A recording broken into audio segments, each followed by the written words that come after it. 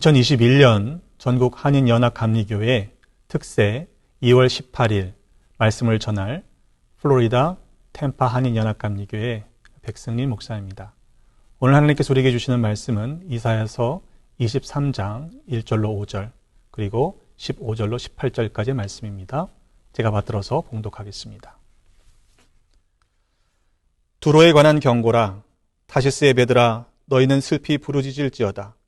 두로가 황무하여 집이 없고 들어갈 곳도 없음이요, 이 소식이 기띔 땅에서부터 그들에게 전파되었음이라. 바다에 왕래하는 시돈 상인들로 말미암아 부요하게 된 너희 해변 주민들아, 잠잠하라. 시올의 곡식 곧 나일의 추수를 큰 물로 수송하여 드렸으니 열국의 시장이 되었도다.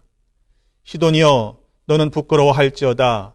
대저 바다 곧 바다의 요새가 말하기를 나는 산고를 겪지 못하였으며 출산하지 못하였으며 청년들을 양육하지도 못하였으며 처녀들을 생육하지도 못하였다 하였음이라. 그 소식이 애굽에 이르면 그들이 두로의 소식으로 말미암아 고통을 받으리로다. 15절의 말씀입니다. 그날부터 두로가 한 왕의 연한같이 70년 동안 잊어버린 바 되었다가 70년이 찬 후에 두로는 기생의 노래같이 될 것이라. 잊어버린 바 되었던 너 음녀여, 수금을 가지고 성읍에 두루다니며 기묘한 곡조로 많은 노래를 불러서 너를 다시 기억하게 하라 하였느니라. 70년이 찬 후에 여호와께서 두로를 돌보시리니 그가 다시 값을 받고 지면에 있는 열방과 음란을 행할 것이며 그 무역한 것과 이익을 거룩히 여호와께 돌리고 간직하거나 쌓아두지 아니하리니 그 무역한 것이 여호와 앞에 사는 자가 배불리 먹을 양식, 잘 입을 옷감이 되리라. 아멘. 하나님의 말씀입니다. 사순절을 맞아서 전국에 있는 한인연합감리교회 교회가 한 말씀으로 은혜를 나누게 되어서 참 감사합니다. 바라기는 이 사순절 기간 동안에 하나님께서 우리에게 같은 마음, 한 마음을 주시기를 주님의 이름으로 축복합니다. 오늘 함께 읽으신 23장의 말씀은 그 전반부에 해당하는 백성들의 심판에 대한 경고의 메시지 가운데 13장으로 23장까지의 말씀이 이방 백성들을 향한 하나님의 또한 심판의 메시지, 경고의 메시지를 담고 있는 가운데 마지막 장에 해당합니다. 23장의 1절로부터 14절까지의 말씀은 과거의 일, 그리고 현재의 그들이 얼마나 교만한 죄를 지었는지, 하나님 앞에 패역한 죄를 지었는지, 멸망의 원인에 대해서 말씀하고 있는 것이고, 또 15절로부터 마지막 18절까지의 말씀은 그러나 그들에게도 하나님께서 다시금 기회를 주시고 돌보시는 회복의 메시지가 담겨 있습니다. 1절의 말씀에 보면 두로에 관한 경고라고 말씀하고 있습니다. 두로라는 나라는 시돈과 함께 자주 등장하고 있습니다. 그래서 이 두로와 시돈은 마치 형제 나라처럼 인근에 접해 있는 해상 무역의 중심지였고 그로 인해서 아주 부강했던 나라로 소개되고 있습니다. 심지어 다윗이 성전을 지을 재료를 준비할 때 이 두로와 시돈으로부터 백향목을 수입하기도 하죠.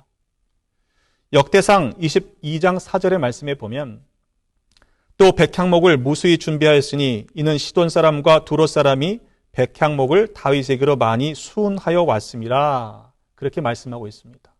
그러니까 다윗을 위해서 백향목을 보낼 정도로 풍요로웠던 나라입니다. 지중해 연안 가운데 그들 때문에 부요를 누렸던 나라들이 많았습니다.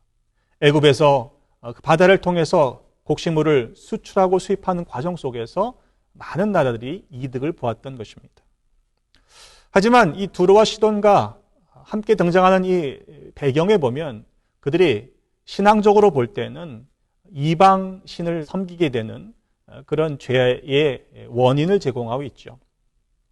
열왕기상 16장 30절로 33절의 말씀에 보면 아합 왕에 대한 소개를 하고 있는데 그가 결혼했던 이세벨이 바로 이 시돈의 출신임을 성경은 밝히고 있습니다.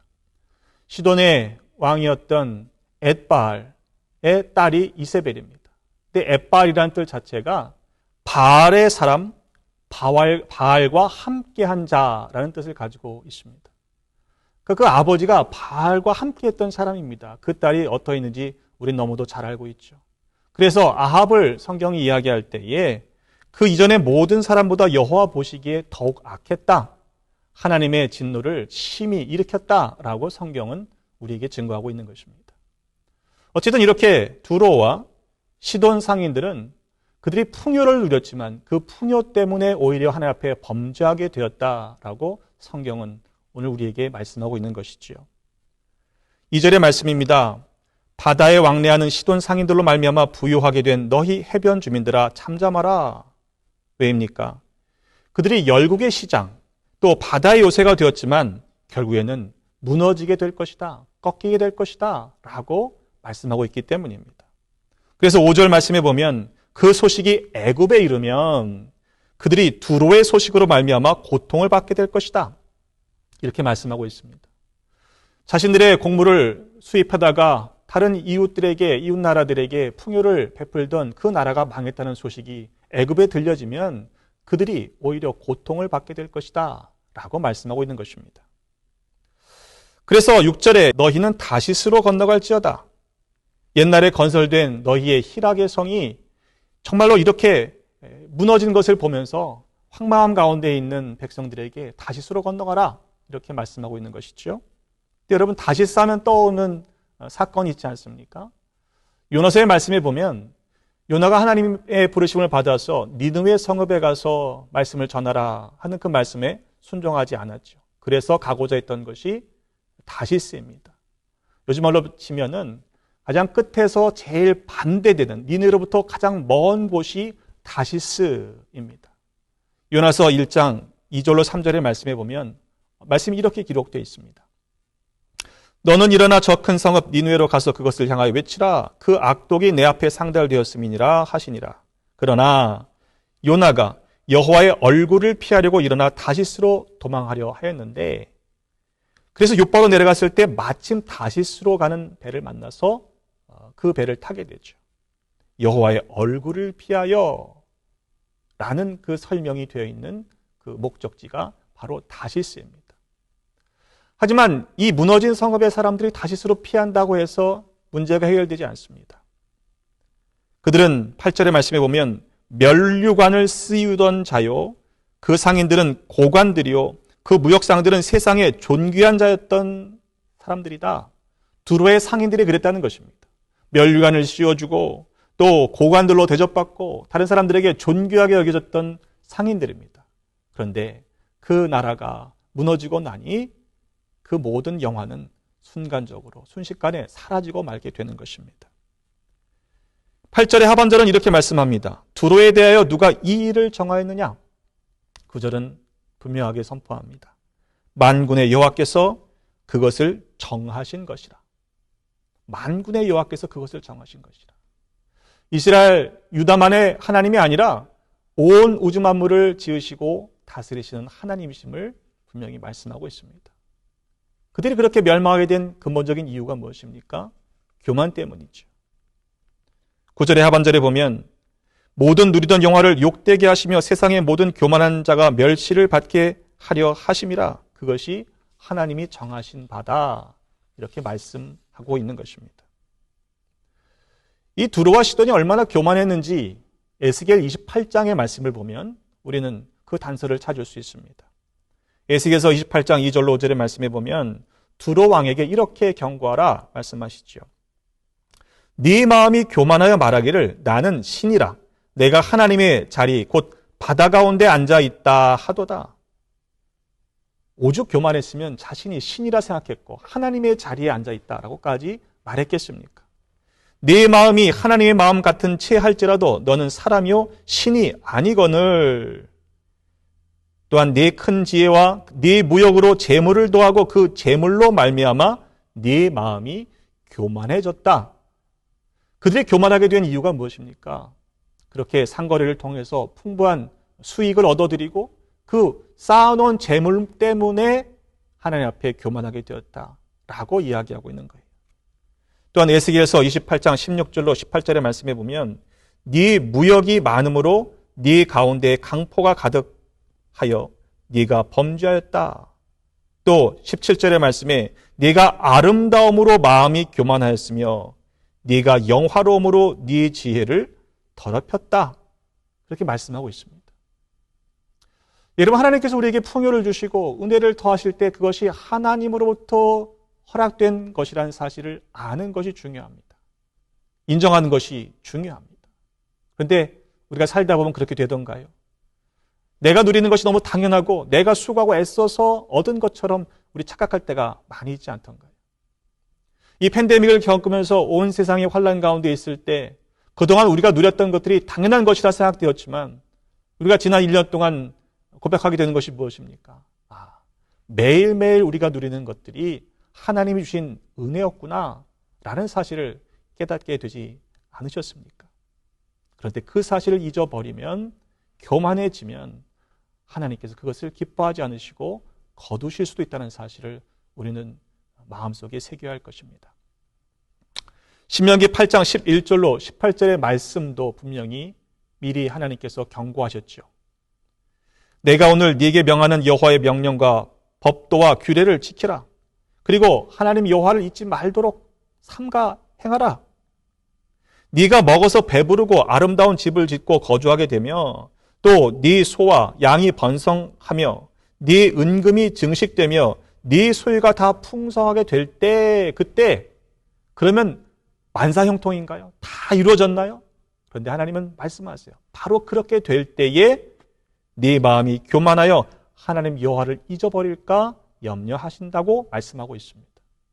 이어지는 말씀 속에서 이스라엘 백성들을 40여 년 동안 광야에서 그렇게 훈련시키신 이유가 무엇입니까? 마침내 네게 복을 주시려고 그렇게 시험하셨다라고 말씀하시는데, 신명기 8장 17절로 보면 그러나 네가 마음에 이르기를 내 능력과 내 손의 힘으로 내가 이 재물을 얻었다 말할 것이라. 네 하나님 여호와를 기억하라. 그가 네게 재물 얻을 능력을 주셨음이라 라고 분명하게 말씀하셨습니다.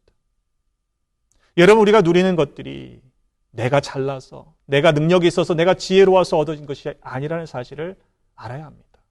하나님께서 그 능을 주셨다는 사실을 여러분 인정하시기를 바랍니다. 그래야 그것이 마침내 복이 됩니다. 그 사실을 알지 못하면요, 그 많은 것들이 주어졌음에도 불구하고 그것을 누릴 수가 없는 거예요. 그것이 복이 아니라 오히려 화가 되기도 한다는 사실을 우리는 주의해야 할 것입니다. 에스겔서 28장의 말씀에 보면 때문에 이 시돈을 향해서 이렇게 말씀을 선포하라 라고 말씀하시는데, 내가 그에게 전염병을 보내며 그의 거리에 피가 흐르게 하리니 사방에서 오는 칼에 상한 자가 그 가운데에 엎드러질 것인즉 무리가 나를 여호와인 줄을 알겠고. 이어지는 말씀 속에서 계속 반복하시는 이야기가 무엇입니까? 하나님이 원하시는 게 뭐예요? 내가 여호와다. 내가 하나님이다. 내가 이 모든 것들을 주관하는 참 하나님이다 라는 사실을 반복해서 말씀하십니다. 여러분, 그것을 아는 것이 중요합니다. 10절로의 오늘 본문의 말씀을 보면 딸 다시 쓰여 날같이 너희 땅에 넘칠지어다 너를 속박함이 다시는 없으리라 하시면서 12절 하반절에 일어나 기띔으로 건너가라. 거기에서도 네가 평안을 얻지 못하리라 말씀하십니다. 분명히 문제를 만나면요, 나름대로 그 문제를 해결하기 위해서 우리는 대처하지 않습니까? 기띔으로 피하라 라고 하셨으니까 그곳으로 가면 뭔가 해결이 될 것 같지만, 아니, 거기서도 평안을 얻지 못할 것이다 말씀하십니다. 여러분, 우리가 환난을 당하고 어려운 일들을 당할 때, 내가 어쩔 수 없는 상황 가운데 처해 있을 때 여러분 어떻게 하십니까? 낭망하고 주저앉아 계십니까? 아니면 내가 뭐라도 해보겠다라고 그렇게 더 마음을 쓰고 계시지는 않습니까? 여러분, 이것이 하나님이 작정하신 일이라면 하나님께서 일하시는 것을 우리가 잠잠히 기다려야 할 줄로 믿습니다. 또한 하나님 안에 거함으로 말미암아 하나님이 주시는 평안을 누리시는 모두가 되시기를 주님의 이름으로 축복합니다. 예수님도 말씀하셨죠. 요한복음 14장 27절의 말씀입니다. 평안을 너에게 끼치노니 곧 나의 평안을 너에게 주노라. 내가 너에게 주는 것은 세상이 주는 것과 같지 아니하리라. 너희는 마음에 근심하지도 말고 두려워하지도 말아라. 여러분, 세상이 주는 평안과 분명히 다른 평안을 우리 주님께서 주신다라고 말씀하셨습니다. 편안한 것 말고요, 평안을 누리시기를 주님의 이름으로 축복합니다. 우리는 환난을 당해서 이 팬데믹 가운데 불편하죠. 만나고 싶은 사람 마음껏 만나지 못하고 예배도 온전히 드리지 못하고 여러 가지 불편한 마음들을 가지고 살아가지 않습니까? 우리의 삶이 불편해졌어요. 하지만 하나님 안에서 평안을 빼앗기지 마시기를 바랍니다. 하나님이 주시는 평안이 우리에게 있기에, 그 약속이 분명히 이루어진다는 사실을 믿기에 여러분 평안을 누리시기를 주님의 이름으로 축복합니다. 결국 그 견고한 성, 아름다운 그 성읍들이 무너지게 될 때 우리가 피할 바는 어디입니까? 그들이 의지했던 견고한 성읍은 더 이상 무너져서 돌아갈 항구조차도 보이지 않습니다. 견고한 성이 파괴되었고 열국의 시장, 바다의 요새, 희락의 성, 그 모든 것들이 없어지고 난 그때에 그들이 돌아가야 할 곳이 과연 어디였을까요? 시편 18편 2절의 말씀은 우리가 돌아가야 할 피난처는 바로 하나님이심을 이렇게 고백하고 있습니다. 여호와는 나의 반석이시오, 나의 요새시오, 나를 건지시는 이시오, 나의 하나님이시오, 내가 그 안에 피할 나의 바위시오, 나의 방패시오, 나의 구원의 뿌리시오, 나의 산성이시라고 고백합니다. 여러분, 우리에게 주어진 은혜는 하나님께로 피할 수 있는 기회가 있다라는 사실 때문입니다. 마지막 15절로 18절까지 말씀해 보면 그렇게 무너졌던 드로를 시돈을 다시금 회복시키시겠다라는 말씀이 주어져 있죠. 70년이 찬 후에, 그 연한이 다 찬 후에 하나님은 회복시키실 것이다. 그런데 회복된다고 해서 모든 것이 정상적으로 돌아오진 않아요. 말씀해 보니까 18절에 그 무역한 것과 이익을 거룩히 여호와께 돌리고 간직하거나 쌓아두지 아니하리니 그 무역한 것이 여호와 앞에 사는 자가 배불리 먹을 양식, 잘 입을 옷감이 되리라. 분명히 하나님은 그 연한이 차고 70년이 차면 돌아오게 하시는데 그때 모두가 돌아오는 건 아니에요. 옛날 모습으로 돌아가는 사람도 있고 그 일 때문에 하나님 앞으로 돌아오는 사람도 있다라는 것이에요. 그래서 하나님 앞에서 사는 자에게 주시는 은혜가 있다는 사실을 분명하게 말씀 속에서 우리에게 증거하고 있습니다. 여러분, 두로와 시돈은요, 예수님께서도 그들의 죄악을 아셨어요. 그런데 예수님 시대에서도 그들보다 더 악한 죄를 짓고 회개하지 않았던 곳이 있습니다. 바로 예수님께서 많은 권능을 행하셨던 마을들입니다. 마태복음 11장 21절로 22절의 말씀에 보면 화 있을진저 고라시나 화 있을진저 벳세다야, 너희에게 행한 모든 권능을 두로와 시돈에서 행하였더라면 그들이 벌써 베옷을 입고 재에 앉아 회개하였을 것이라. 내가 너에게 이르노니 심판날에 두로와 시돈이 너희보다 견디기 쉬울 것이다 라고 말씀하셨습니다. 여러분, 우리에게 동일한 말씀이 선포된다고 할 때에 과연 우리는 두로와 시돈보다 하나님 보시기에 의롭게 살아가고 있다라고 과연 자신할 수 있을까요? 하나님의 권능이, 능력이, 역사가 일어나지 않은 것이 아닙니다. 분명히 더 많은 능력을 행하셨던 곳임에도 불구하고 주님은 이렇게 말씀하세요. 내가 이 행한 권능을 두로와 시돈에서 행했더라면 그들은 벌써 회개했을걸? 여러분, 우리는 과연 어떠합니까? 이 시대의 교회가 다시금 회복해야 할 모습이 어떠한 모습이어야 할까요? 요한계시록 3장 17절로 19절의 말씀에 보면 라오디게아 교회를 향해서 이렇게 주님은 말씀하십니다. 그들의 문제가 무엇이었습니까? 네가 말하기를 나는 부자라 부요하여 부족한 것이 없다 하나 실상은 무엇입니까? 네 곤고한 것과 가련한 것과 가난한 것과 눈먼 것과 벌거벗은 것을 알지 못한다. 그러니 회개해라, 열심을 내라 라고 말씀하셨습니다. 교회를 향한 주님의 경고의 메시지. 여러분, 두로와 시돈이 모자라서가 아닙니다. 너무 풍요했기 때문에 그들은 하나님 앞에 교만했습니다. 우리가 당하는 이 환난의 때에 우리의 모습을 돌아보시기를 간절히 바랍니다. 그래서 내가 혹 교만해서 우리가 너무 풍요롭기 때문에 하나님을 필요로 하지 않고 하나님께 구하지 않았기 때문에 당하는 일들은 아닌가? 우리 스스로를 한번 살펴보는 기회로 삼으시기를 간절히 바랍니다. 여러분, 모든 것이 무너져서 낙심한 가운데 있는 분들이 있습니까? 낙심하지 마시기를 바랍니다. 하나님이 회복시키실 것이기 때문에 그렇습니다. 우리 가운데 너무도 풍요로워서 지금 이런 상황에서 나는 전혀 해를 당하지 않고 나는 괜찮다라고 스스로 위로하고 계시는 분이 있습니까? 여러분, 감사하세요. 그러나 내가 잘나서 되어진 것이 아니라는 사실을 우리는 잊지 말아야 할 것입니다. 바라기는 하나님만이 우리의 피난처 되십니다. 하나님은 우리의 요새가 되십니다. 이 환난의 때에 우리가 우리의 교만을 깨닫고 하나님 앞에 회개하고 열심을 내어 돌아감으로 말미암아 이 모든 어려움 속에서 능히 믿음으로 승리하시는 우리 모두가 되시기를 주님의 이름으로 축복합니다. 사순절 기간 동안에 여러분들이 새벽마다 하나님을 찾고 구하실 때 하나님이 이 은혜를 주실 줄로 믿습니다. 다시 한번 오늘도 말씀을 붙잡고 주 안에서 승리하시는 우리 한인연합감리교회 모든 성도들이 되시기를 주님의 이름으로 축복합니다.